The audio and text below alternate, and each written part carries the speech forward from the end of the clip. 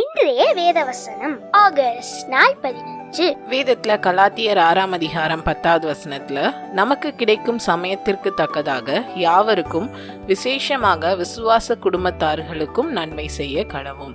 ஆண்டவர் இங்க நன்மை செய்யறத குறித்து பேசுறாங்க.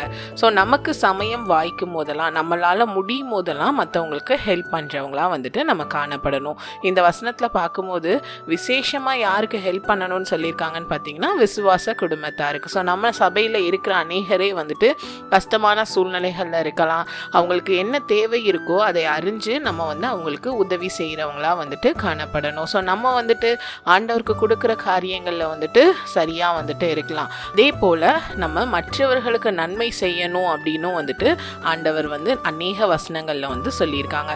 ஸோ நம்மளால முடிஞ்ச ஒரு ஹெல்ப்பை கண்டிப்பா நம்ம கூட இருக்கிற சக விசுவாசிகளா இருக்கட்டும், ஆண்டவரை அறியாத அவ்விசுவாசிகளா இருக்கட்டும், யாரா இருந்தாலும் அவங்களுக்கு நம்ம செய்யறவங்களா காணப்படணும். ஸோ விசுவாசிகளுக்கு உதவி செய்யும் போது அவங்க இன்னும் ஆண்டவருக்குள்ள பலப்படுறதுக்கு அது யூஸ்ஃபுல்லா இருக்கும். இன்னும் உங்களுக்குள்ள இருக்கிற அந்த ரிலேஷன்ஷிப்பை பில்ட் பண்றதுக்கும் அது ஹெல்ப்ஃபுல்லா இருக்கும்.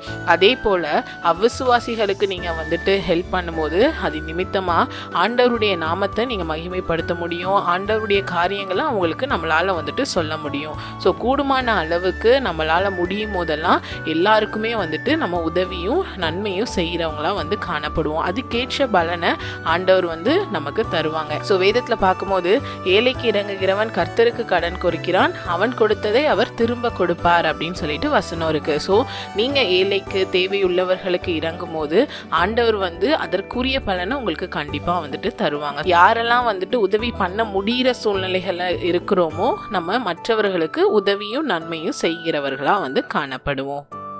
Thank you. Have a fantastic day.